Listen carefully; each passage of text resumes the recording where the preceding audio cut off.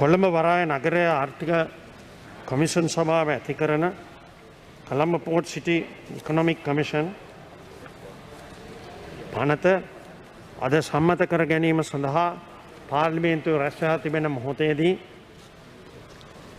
කොළඹ ජාත්‍යන්තර සම්බන්ධතාව වඩාත් ශක්තිමත් කරන අපේ රටේ ආර්ථිකයට විශාල ශක්තියක් එකතු කරන පනතක් බවට මේ පනතට සහභාගී වෙමින් කරුණු ඉදිරිපත් කිරීමට අපට එක්වන්නට හැකිවීම වැදගත්.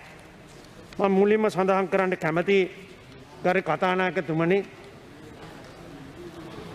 2014 සැප්තැම්බර් මාසේ 17 වෙනිදා එවකට ශ්‍රී ලංකා ජනාධිපති අද අග්‍රාමාත්‍ය අපේ මහින්ද රාජපක්ෂ මැතිතුමාගේ දැක්ම අනුව ආරම්භ කරපු එතුමාගේ ආරාධනයෙන් ලංකාවට පැමිණ චීන ජනාධිපති ෂී ජින්පිං මැතිතුමාද එක් වී මේට මුල්ගල තැබුවා.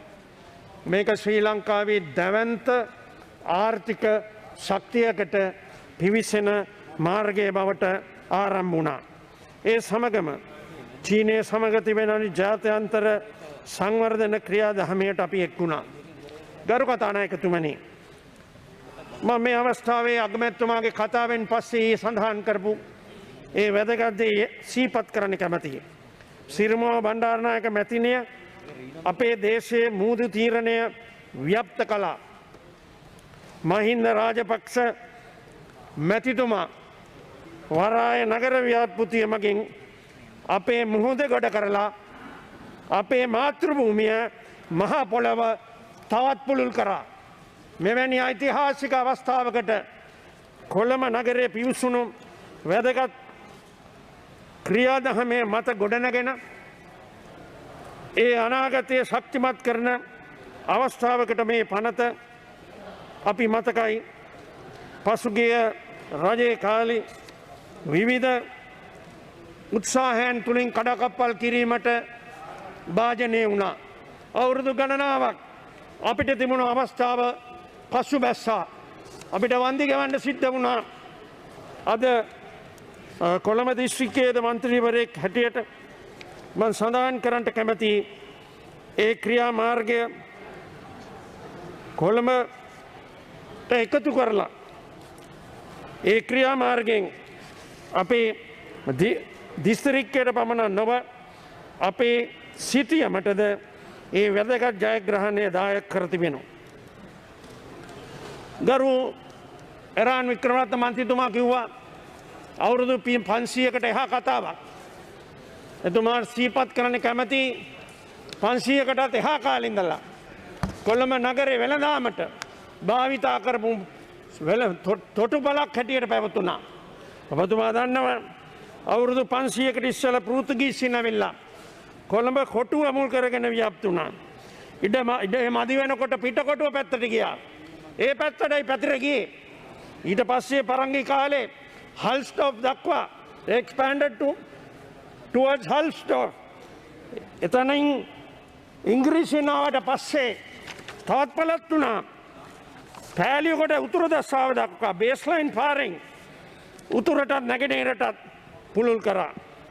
තවත් ඒ පැත්තට විහිදෙන්නට නෙමෙයි මහමුද ගොඩ කරලා අලුත්ම නගරයක් අලුත්ම ජාත්‍යන්තර කේන්ද්‍රස්ථානයක් ඇති කිරීමේ මහා පෙරළියට තමයි මේ පනත සම්මත කරන්නේ.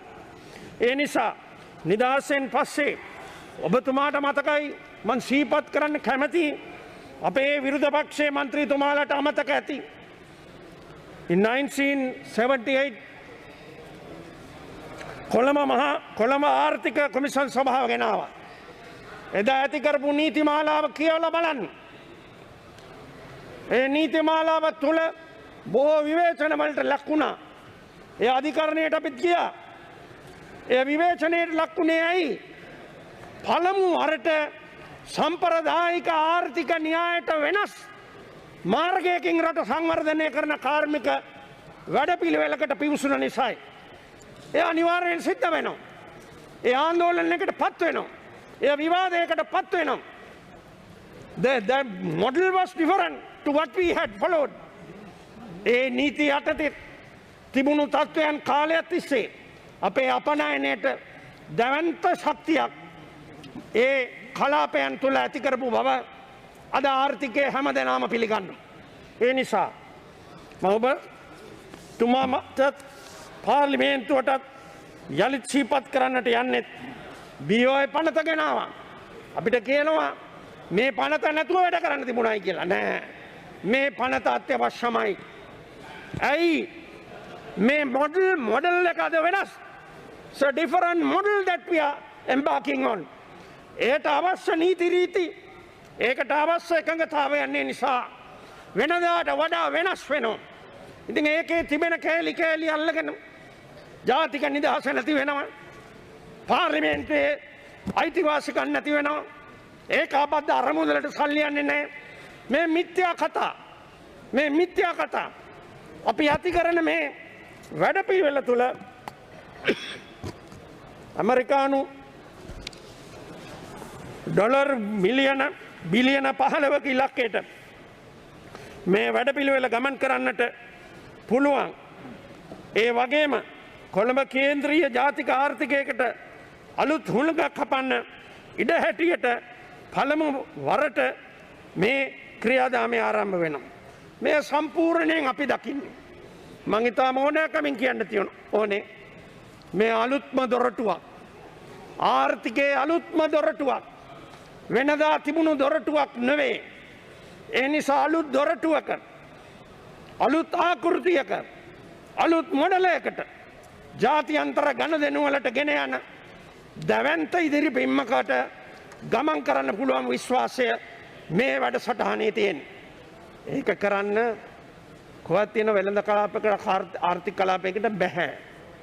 ඒක කරන්න තවත් අනෙකට BOI එකෙන් දෙන්න සහනයකට කරන්න බෑ. ඒ සුවිශේෂ කේන්ද්‍ර මූල්‍ය කේන්ද්‍රස්ථානයකට අවශ්‍ය දියුණුව ශ්‍රී ලංකාවට පමණක් නොව ඒ අපේ ආසියාවේ දකුණු ආසියාවේ වැදගත්ම දියුණුවකට මූල පෙරනු ලබනවා. ඒ නිසා මේ හදන්නේ මූල්‍ය නගරයක්. ඒක හරියට අපේ වරායට එක නැවක් ඇවත් කන්ටේනර් බහලපු බාලා නැවට සේවා සපයාගෙන යනවා දැකලා තියෙනවා. තවත් නැවක් අපේ වරායට එනවා සේවා සහසුකම් අරගන්නවා. අර කලින් බාපු ගියපු කන්ටේනරේ බාහුල අරගෙන යනවා. ඒ හැමෝම අපේ වරායට ජෙටියට සේවාවට ගෙවීම් කරනවා. රට ඇතුලේ අපි කිසි දෙයකට හානියක් වුණේ නැහැ. මේ විදිහට මේ හැදෙන්නේ මූල්‍ය ක්ෂේත්‍රයේ මුල් කරගත්ත වැදගත් බරපතල ශක්තිමත් දැවැන්ත තොටුපළක්. විවිධ මුදල් වර්ග ඇවිත් ආර්ථිකය මූල්‍ය ආදී සේවා සඳහා සංසරණය වෙලා යනවා. ඒ සඳහා අපේ රටේ ගස් අපේ රටට ගස් ගෙවනවා. ඒ පිළිබඳ නීතිමාලාවල් ඇති කරන්න අනුමැතිය ලබා දෙන පනත අපි සම්මත කරනවා. ඒ මගින් ඇති කරන රෙගුලාසි පාර්ලිමේන්තුවට එනවා. එන්නේ නැහැ කියලා කියන්නේ මොන පදනමක් යටතේද? ඒ පාර්ලිමේන්තුව සාකච්ඡාවකට ලක් කරනවා. විගණාධිපතිවරයාට මේ පිළිබඳ සත්‍යයක් නැහැ කියලා කියනවා. සම්පූර්ණ සත්‍යයක්. විගණාධිපතිවරයාට මේ කටයුතු සම්පූර්ණයෙන් විමර්ශනය කිරීමට ආණ්ඩු ක්‍රම ව්‍යවස්ථාවේ තිබෙන වගන්ති අනුව ඒ පත්වීම් කරලා ඒ පාර්ලිමේන්තුවට වාර්තා කරන්න පුළුවන්කම තිබෙනවා. ඒ නිසා පාර්ලිමේන්තුවේ බලය නැති වී යනවා කියන මිත්‍යාවක් ප්‍රකාශ කරන්න අපේ එහා පැත්තේ ඉන්න ගරු මන්ත්‍රීතුමාලා උත්සාහ නොදර මේ වැදගත් ඓතිහාසික මූල්‍ය ශ්‍රේෂ්ඨය මුල් කරගත් වැදගත්ම කේන්ද්‍රස්ථානයේ ගොඩනගන්න සහයෝගය වෙන්න කියලා කියනවා. අපි දෙගොල්ල අතර මතභේදයක් තියෙන්න පුළුවන්. නමුත් අපි දෙගොල්ලම එකඟයි මෙතන ගොඩනගනවා. අපි දෙගොල්ල අතර වාදයක් තියන්න පුළුවන්. නමුත් අපි දෙගොල්ලම එකඟ වෙයි මේ මූල්‍ය කේන්ද්‍රස්ථානය ඇති කරන්න කියන එක.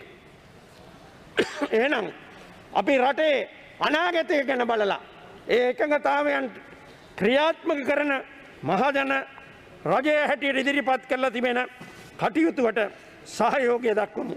අද ලෝකයට සරිලන දියුණු බැංකු රක්ෂණ මූල්‍ය වෙළඳ පොළවල් වත්මන් කළමනාකරණයේ ආයෝජන සේවා මූල්‍ය ක්‍රම තියන්න ඕනේ. මූල්‍ය කටයුතු නැවතරමන් ප්‍රමාණයෙන් විශාලත්වය පේන්නේ නැහැ. ඒ නිසා හැදෙන්නේ නිකන් තට්ටු නිවාස සංකීර්ණයක් කොලනියක් කියලා බොරු කතන්දර කියන්න පුළුවන්. හැට පේන දේ ගැන හිතන්න පුළුවන්. ඒ නිසා එහෙම බලනකොට අනවශ්‍ය බයක් සකිතයක් ඇති වෙන්නත් පුළුවන් කියන ටික අනාගතය බලමින් අනුමත කරන පනතකට ප්‍රකාශ කරන්න මං කැමතියි. අපි අනාගතය දිහා බලමු. අපි පසු කරලා තිබෙන කාල පරිච්ඡේදය අපි සාකච්ඡා වෙන දේවල් අතර එකඟතාවයක් තියෙනවා. අපේ ප්‍රමාදය ව්‍යාපෘතියක් අනුමත කරන්න ගන්න කාලේ ප්‍රමාදය මේ නිසා ලෝකයේ අප වගේ තව රටවල් රාශියක ආයෝජනකයන්ට ආරාධනය කරනවා. අතහැරලා යනවා ශ්‍රී ලංකාව ප්‍රමාදයි කියලා අනුමතයක් දෙන්න. මෙයින් ශ්‍රී ලංකාවට සිදු වී තිබෙන අවාසිය හානිය ගැන දෙපාර්ශ්වයම එකඟතාවය ඊයේ විවාදෙත් පළ කරා. එහෙනම් අපි එකඟයි. එක ස්ථානයක මේ කටයුතු වල අනුමැතිය දෙන වේගවත් තීරණ ගන්න පුළුවන් ආයතනයක් ඇති කරන්න. ඒ ගැන ගෙනවිත් වෙන පනත තමයි අපි අද මේ සම්මත කරන්නට සූදානම් වෙන්නේ. එතන අපි මුණ දුන්නු පල්වෙන ආර්ථිකයකට තෙතමනයක් දෙන්න to refresh a stagnant economy යම් තාක් දුරට උදව් වුණා. දැනට අපිට ලෝක ආර්ථික අභියෝග වලට වඩා දැවැන්ත ශක්තිමත් පියවර ගන්න ඕනේ. ඒට වඩා සම්ප්‍රදායික ආපනයන භෝගගෙනන මුදල් වූ ලක්ෂ සංඛ්‍යාත අපේ මැද පෙරදිග ඇතුළු ලෝවට සේවය කරන ප්‍රේක්ෂණය සඳහා එවන ශ්‍රී ලාංකික ප්‍රේක්ෂකයන්ගේ රෙමිටන්ස් මගින් එවන මුදල් ප්‍රමාණය හෝ මදි කෙටින්ම අපේ හා සමාන පිරිසක් හෙදියන් හැටියට පිටරට සේවය කරනවා මදි. මේ වගේ උදාහරණ රාශියක් අපිට දෙන්න පුළුවන්. එහෙනම් අපි අලුතෙන් අපේ රටේ ආර්ථිකයට පණ ගන්වන සම්ප්‍රදායික පිළිවෙතින් වෙනස් වූ අලුත් ආර්ථික ආකර්ෂණය බවට මේ අලුත් දොරටුව පරිවර්තනය කරගමු. එයට එක්වන්නට සූදානම් වෙලා සිටින මෙතෙක් අපේ ආර්ථිකයට කිසි කාලයක වසරකට ඩොලර් බිලියන 2ක් ඉක්මවා ආයෝජන කැඳවා ගන්න බැරි වුණා. එන්නයින ආයෝජකයන් විශාල හේතු චෝදන අපේ පරිපාලන නීති ආයතන රෙගුලාසි ආදී සියල්ල බාධාවන් කියනවා. අපත් කියනවා ආයෝජකෙනුත් කියනවා. මොකද ගත යුතු පියවර කතා නායකතුමනි. එය නිවැරදි කිරීමට ගන්න ඕන පියවර. එය සඳහා පුළුවන් පනතක් පාර්ලිමේන්තුව සම්මත කිරීමයි. ඒ සීමා වූ ප්‍රදේශයට මෙය එක කවුලුවක් one window one stop shop ලෙසයි මේ ජාත්‍යන්තර මූල්‍ය නගරයේ ඉදිවන්නේ. මේ නිසා අපේ ඉලක්කය වී තිබෙන්නේ මං කලින් සඳහන් කරපු විදිහටම ගරු අග්‍රාමාත්‍යතුමා ඊයේ මේ සභාවටත් රටටත් ප්‍රතිඥා දුන්නා ඩොලර් බිලියන 15ක ඇමරිකානු ඩොලර් බිලියන 15ක විදේශ ආයෝජන මේ හරහා ආකර්ෂණය කරගන්න. To attract 15 billion US dollars as foreign direct investment within the next 5 years. අපේ රටේ වැඩ කරන ජනතාවට හා වැඩ කරන්න බලන් ඉන්න තරුණ පරම්පරාවට වෘත්තිකයන්ට මේ ජයග්‍රහණයේ පුළුල් අයිතියක් ලබා දෙන්න. රැකියා ලබා දෙන්න. ඒ විශාල රැකියා ප්‍රමාණයකට හිමිකම් කියනවා. මේ තත්ත්වයේ අපේ රටේ හැකියාව ගමනාව තියෙන නම් එය ඇති කර දීමට අවශ්‍ය පියවර මේ උදව් වෙනවා. අපේ රටේ කම්කරු නීති ගැන සඳහන් කරා. අපිට GCEC එනකොට කම්කරු නීති ප්‍රශ්නයක් තිබුණා. අපිට BOI කලාපෙනකොට කම්කරු නීති ප්‍රශ්නයක් තිබුණා. අපි ඒවා හාම්පොතුයි වෘත්තීය සමිති විවිධාකාරයෙන් අලුත් නිර්මාණශීලී වැඩපිළිවෙළ වලින් ඒ අයිතිවාසිකම් ආරක්ෂා කරගෙන තියෙනවා. අපි බිය වෙන්න ඕනේ නැහැ. අපේ රටේ ශ්‍රමය වගේම හාම්පුතුන්ට ශ්‍රමයටත් අතර තියෙන සම්බන්ධය අලුත් යුගයකට ගෙනියන්න පුළුවන්. ඒ අපි නිර්මාණය කර දී තිබෙනවා අපේ වෘත්තීය සමිති ව්‍යාපාරයත් වැඩ කරන ජනතාවත් අපේ හාම්පුත්තු.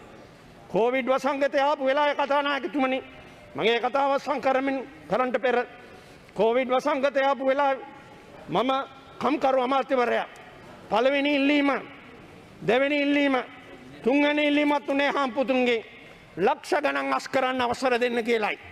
අපි අවසර දුන්නේ නැහැ. අපි හාම්පුතුයි වෘත්තීය සමිතිය කැඳවලා ත්‍රිපාක්ෂික එකඟතාවයකට ආවා. ඒ අය අයින් කරන්න අවශ්‍ය වෙන්නේ නැහැ. ඒ අතර යම් යම් දීමනා ගෙවීම් අතර වෙනසක් කරලා ඒ හැම සේවකයෙක්ටම හිමි අයිතිවාසිකම් ආරක්ෂා දෙන්න. ඒ ලංකාවේ හාම්පුතුන්ගේ සම්මේලනයේ හවුල් වුණා. මම ඉතාම ගෞරවයෙන් සිහිපත් කරන නිසා බය වෙන්න දෙයක් නැහැ. අපිට ජාත්‍යන්තරවයකට පසුසුන් ලැබුණා. ආදර්ශමත්ම පියවර ගත්තේ අපි කියලා. ඉන්දියාවේ දහස් ගණන් විනාශ කරා. අපි එවැනි තත්ත්වයක් උදා වෙන්න ඉඩ තිබ්බේ නැහැ.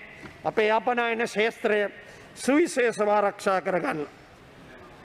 ඒ නිසා විවිධ දැනුම් හැකියාවන් කුසලතාවයන් දියුණු කරගන්න මේක අවස්ථාවක් වෙනවා. ජාත්‍යන්තර එක්ක මූල්‍ය ශේස්ත්‍රයේ පැහැදිලි තරඟයක් දෙන්නට පුළුවන් තත්ත්වයක් ඇති වෙනවා. දුබායි සිට ඒ වගේම සිංගප්පූර්, චීනයේ විවිධ මෙවැනි කේන්ද්‍රස්ථාන සමග දකුණු ආසියාවේ ඇති වෙන්නේ මේ බව ඉතාම ඕනෑකමින් ආඩම්බරයෙන් මේ අභියෝගයට අපි මුහුණ දෙන්නේ.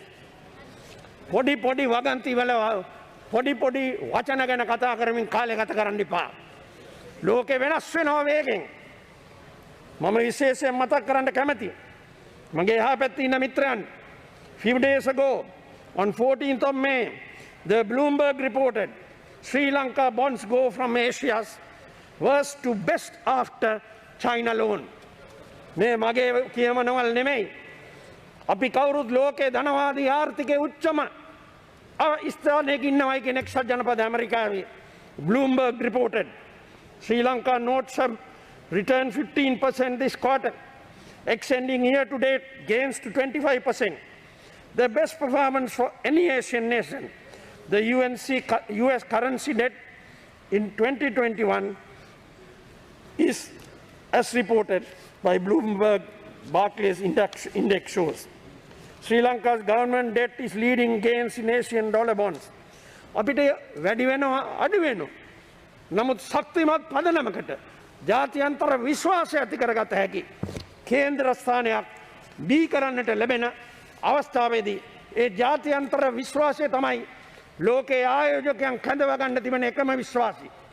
එහෙම නැතුව කනගාටුයි මං කියන්නේ. මේ ආණ්ඩුව ගෙදර ගියා විතරක් නෙමෙයි ඒක හිටපු අගමැතිත් පරදලා ගෙදර යවුවා. අගමැතිතුමාව අතහැරලා දාලා යන්න ගියා. මේ අයද අපිට කියන්නේ ඒ කාලය වඩා හොඳයි කියලා. ඒ කාලේ ඒගොල්ලන්ට හොඳත් නැහැ. ඒ කාලේ රටට හොඳත් නැහැ.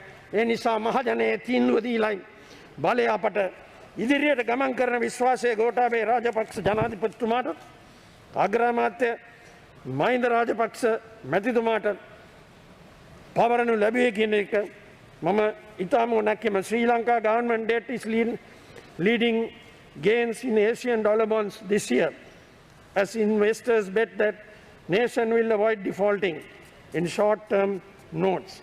මම මතකයි කියන්න ඕන ගෞරවයෙන් චීනෙට කවුරුත් බයක් දක්වනවා. චීනයේ බී වෙච්චි දවස් ඉඳන් එයයි චීන මේ උරුමය. අපි චීනයත් එක්ක ගනුදෙනු කරන්නේ මිත්‍ර රටක් හැටියට. ශ්‍රී ලංකාවේ අපේ ආණ්ඩු, ශ්‍රී ලංකාවේ ඔබේ ආණ්ඩු චීනය සමග ගිවිසුම් වලට ඇවිල්ලා තියෙනවා. දියුණු කරන්න උදව් වෙනවා. අපේ මිත්‍රේ. ඉතින් අපිට ඒ අය සමග මිත්‍රත්වය ගැන සැක තියෙන රටවල් චීනයේ බිහි වෙච්ච දවස් ඉඳන් චීනය හැලා දක්වා. අන්තිමට ඒ රටවල් තානාපති සම්බන්ධකම්වත් පිළිගත්තේ නැහැ. මට මතකයි මම විශ්වවිද්‍යාල ශිෂ්‍යයෙක් හැටියට ඉන්න කාලේ එක්සත් ජනපද ඇමරිකාව ජනාධිපතිතුමා චීනට ගිහිල්ලා මාව් සේතුන්ගේ ඉදිරියේ ඉඳගෙන චීන ඇමරිකානු මිත්‍රත්වයේ අලුත් පරිච්ඡේදයක් ඇති කරන්න පටන් ගත්තා. ඉතින් ඒ නිසා මේවා එක මතයක ඉඳලා දකින ලෝකයක් නෙවෙයි ගමන් කරන්න කියන ටික තාම ඕනෑකමින් ඊයේ පෙරේදා වෙනකොට එක්සත් ජනපදය ඉහළට ගියා වගේ I wish to congratulate the Chinese row of its successful mission on the red planet Mars, only a few months apart from a similar mission by the United States. ඉතින් එවැනි දියුණුවක ඉන්න රටකට ඒ අය ඉදිකරන මේ ක්‍රියාදාමේ ඒ ණය ගෙවලා ඒ අපිට හිමි වෙන දියුණුවකට ඒ භූමියෙන් තුනෙන් එකක් අපිට හිමකම් කියන්න පුළුවන් තත්වයකින් ආරම්භ වුණේ. ඒ තත්වය අද වෙනස් වෙලා වුණා. මේ රටවල් දෙකම අතර ඇති කරන තියෙන මිත්‍රත්වය හා අන්‍යෝන්‍ය තරංගයන් ලෝකයේ විද්‍යාවටත් ආර්ථිකයටත් දායක වෙමින් පවතිනවා. ගරු කතානායකතුමනි, අපි කොවිඩ් සංගතය ගැන කනගාටුදායක තත්ත්වයක් හරහා ගමන් කරන වෙලාවේ අපි විශ්වාස තබනවා අපි ගෙන යන වැඩපිළිවෙලට අපිට මේ සහයෝගය දෙන සෑම රටක්ම ලබා දෙන සහයෝගය මත අපි විශ්වාසය තබලා ශ්‍රී ලංකාවේ වෛද්‍ය ශේස්ත්‍රය කෙරෙහි තිබෙන විශ්වාසය සමග ජනාධිපතිතුමා ඇති කර තිබෙන වැඩපිළිවෙලට මෙයින් මිදෙන්න පුළුවන් බව තරයේ විශ්වාස කරමි. ඒ බව අපේ අසල්වාසී රටවල් භයානක තත්ත්වයකට හරහා ගමන් කරා. සති කීපයකට කලින් එයින් ගොඩේමින් ඉදිරියට ගමන් කර හැකි තත්ත්වයන් ඔප්පු කරමින් තිබෙනවා. මම ඒ වගේම අවසාන වශයෙන් සඳහන් කරන්න කැමැති. Scholarly researcher Dr. Duc Hong Vo from Vietnam, my friend would understand, show that Ho Chi Minh City possesses many potentials and advantages for being a financial center in the Asia-Pacific region. From 2001 to 2017, the proportion of the unskilled workforce has reduced from 38% to 21% unskilled of the total labor force. More astonishingly, the proportion of highly educated workforce grows from 18.9 to 25%. Singapore has been growing as a key Asian financial sector. Dubai has been growing as a key Middle East financial sector for a long time. There had been very dry spot in between. This long due will now be served by the Colombo International Financial Center and the Colombo Varaya Sangvardhana සභාව මගින් commission සභාව මගින් ඒ කටයුතු වලට උර දෙයි. ඒ ලංකාවට පමණක් නොව අපේ අසල්වාසී රටවලටද. Finances are not limited to a country, Honorable Speaker. It deals with the entire international community. With the available resources, this will be extended to facilitate our immediate neighbors too, the SAARC, in the BIMSTEC and IORA. As Foreign Minister Sri Lanka, I wish to make this opportunity to request, as the Prime Minister requested, for all Sri Lankan national business entrepreneurs to take the necessary steps for investment in the Colombo International Financial City. අපේ දේශීය කර්මාන්තකරුවන්ගේ ව්‍යාපාරිකයන් ගැන සමවිතම ඒ මතයට ශක්තිය දෙමින් කටයුතු කර මන්ත්‍රීවරයෙක් හැටියට මහජන එක්සත් පෙරමුණේ සභාවේ තනියමත් එකමුතුවත් විවිධ අවස්ථාවල අත්‍යවශ්‍ය සේවා රාජ්‍යාංශයෙන් සැපයුතු බව පිළිගන්න මූලධර්මයක්. එනමුත් නව ආර්ථික ක්ෂේත්‍රයක් කරා අපේ දේශීය වෙළඳ ව්‍යාපාරික කර්මාන්ත පැලැන්තියට ප්‍රවිෂ්ඨ වෙලා දියුණුවක් කරා ගමන් කිරීමේ සුවිශේෂ අවස්ථාව සමවිතම විවෘත වී තිබී බව ප්‍රකාශ කොට බැඳී සිට ක්‍රියා කළා. මේ භූභාගය අපේ බහුමික අඛණ්ඩතාවය තුළ ස්වෛරභාවය තුළ සුරක්ෂිතයි. ඒ ලෙසටම ආරක්ෂා කරගන්න ඕනේ. ඒ තුළට අපේ පොහොසත් සංස්කෘතික කාන්දුවීම නිරාසායම සිද්ධ වේවි. ඒ අපේ උරුමයයි. මේ දේවල් කරන්න පුළුවන් මිනිස් සම්පතක් අපිට ඉන්නවා. ඒ ගැන අපි බය නොවෙමු. අපි මූණ දෙමු ඉදිරියට. ඒ ගැන හිතලා ඕන වෙන්න ශ්‍රේෂ්ඨ අධිකරණයේ සරල බහුතරයකින් සම්මත කරන්න අවශ්‍ය මඟ පෙන්වීම කළා තියෙනවා. ඒ අනුව අපි අද දිනේ සංශෝධනයන් ගේමු. රජය වෙනුවෙන් මහාචාර්ය ජී.එල්. පීරිස් මැතිතුමා, ඒ වගේම සාගර කාර්යවර්ෂ මැතිතුමා were intervening party in the Supreme Court application. So all our views, the views represented by the council on behalf of the intervening parties also contributed to these relevant changes that have been recommended. ඒ නිසා වැදගත් ජාතියේ අනාගතය පිළිබඳ බරපතලම අවස්ථාවකට මුහුණ දෙන මේ කාල පරිච්ඡේදයේ මූල්‍යමය අභියෝගය ජය ගැනීමට අවශ්‍ය ශක්තිය සම්ප්‍රදායික කවුළු වලින් බලින් නැතුව අලුත්ම කවුළුවකින් විවෘත කරන අවස්ථාවට අපි සියලු දෙනා පාර්ලිමේන්තුවේ එක්වෙමු කියන ටික සඳහන් කරමින් මම ස්තුතිවන්ත වෙනවා. ඕම ස්තුතියි